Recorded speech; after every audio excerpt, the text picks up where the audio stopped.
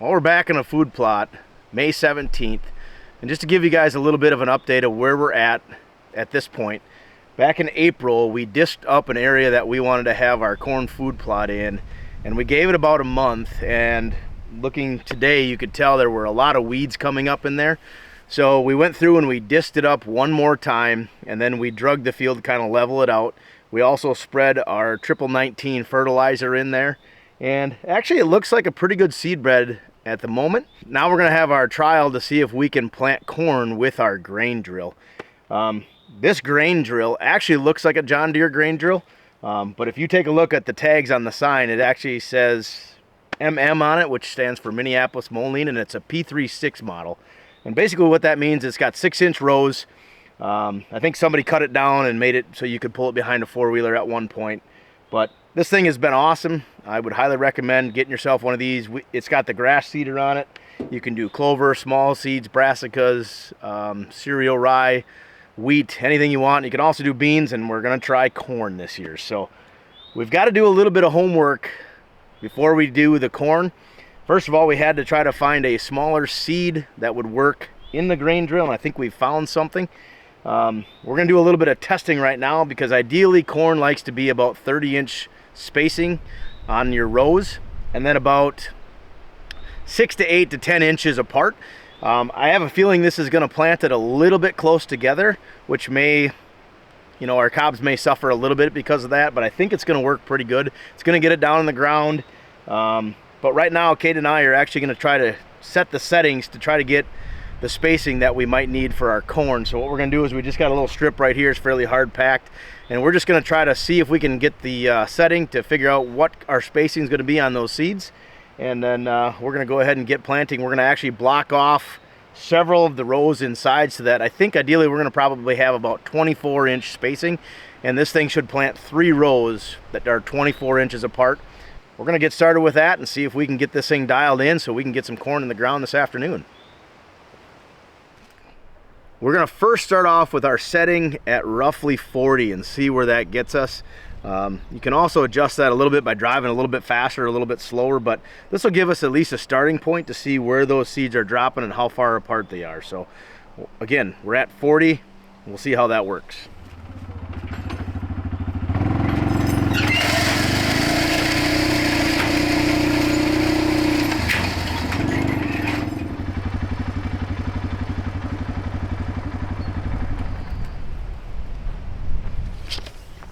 Well, on the first test run, we've got, I'd say, about 3 to 4 inch spacing, which is a little tight. We're going to see if we can maybe close that down a little bit and see if we can get that a little bit further spread apart. Not bad for the first go around. Well, for this test run, all we're using is one of these, I don't even know what you call it,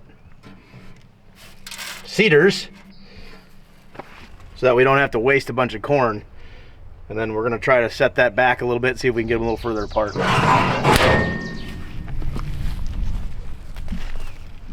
We're gonna come down. Last time I did beans, it was like 30. Well, that's about 25, 30.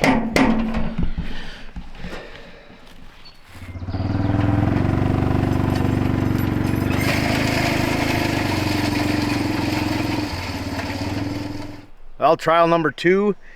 It looks as though the spacing's a little better. I mean, that to that is 5.5. This one's almost 9 inches. Got 5 there. That's pretty good. Spacing, I think, looks pretty good. We could even probably go back just a little bit.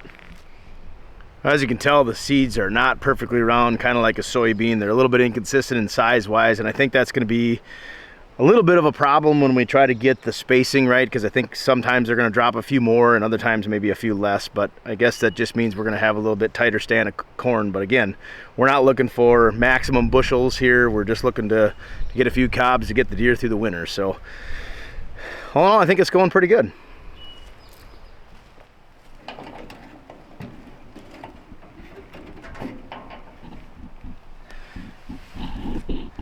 All right, I think this one's gonna do. We're gonna try it at 20, so we'll see what happens.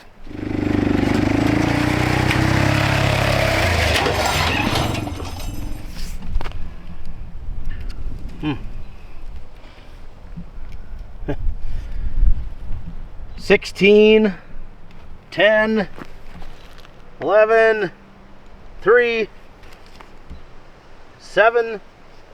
And we got a couple here. A couple more here. I don't know. I think it's just inconsistent. Well, I think that setting is going to be pretty good. Obviously, picking up the kernels here, we have a lot less in our hand to put back. You'd rather err on the side of having fewer than more, because you're just not going to get a whole lot of kernels on the cob if you have them planted too close together. So I think we're going to go with 20. It seems to be pretty good. Again, it's going to be a little inconsistent, but again, it is a grain drill planting corn. It's really not meant for that, but I think it's going to work overall. One more thing that we're gonna do to make this even more redneck is we're gonna take some cardboard here. We're gonna basically slot off sections where our corn's gonna be shooting down through these little seed gear things. Like a shoot. I mean, it's gonna work out great, hopefully. So we needed about 6 inches on the bottom, and 14 at our widest.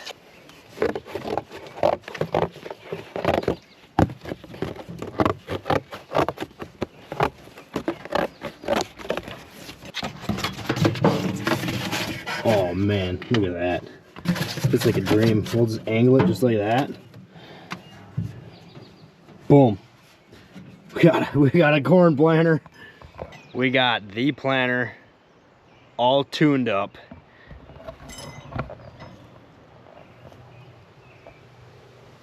All redneckified. It's gonna work though. I mean, stuff is pretty durable actually. So let's get planting here.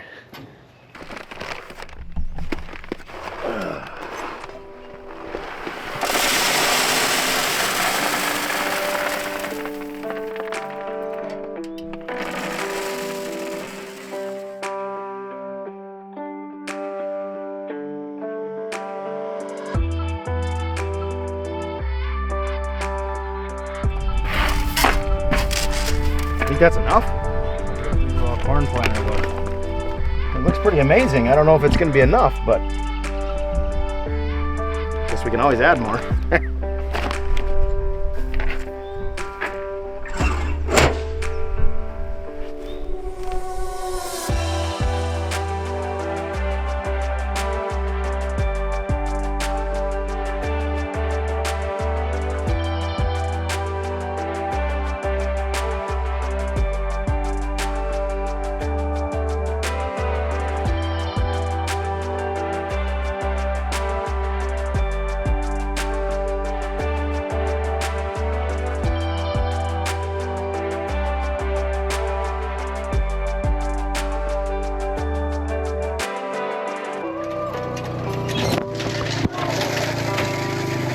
Dude, I think we're safe. She survived the wreck.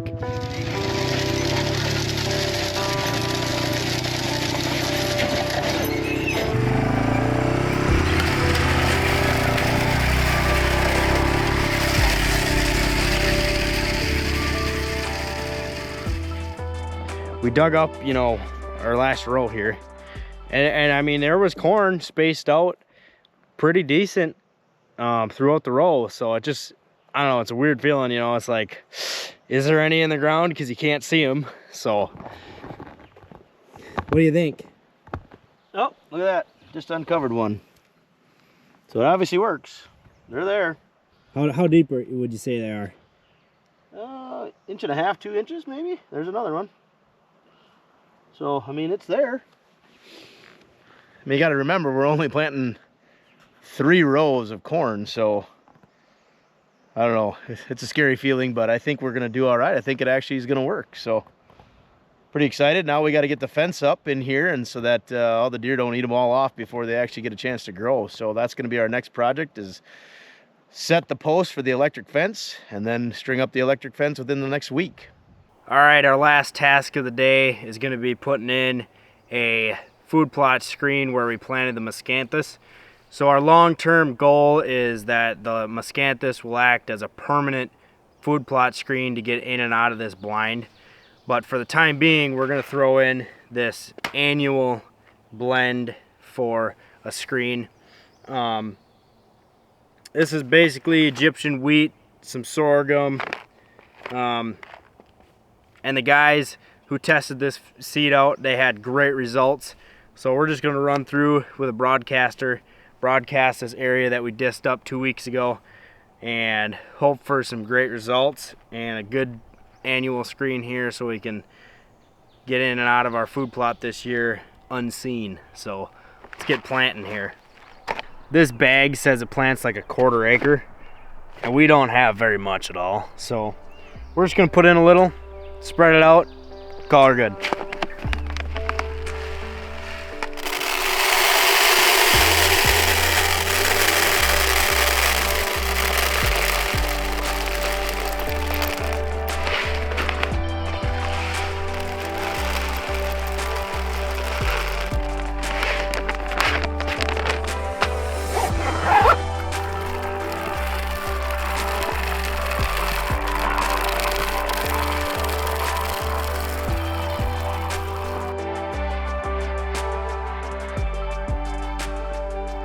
That's going to wrap up our corn plotting episode and our plot screen.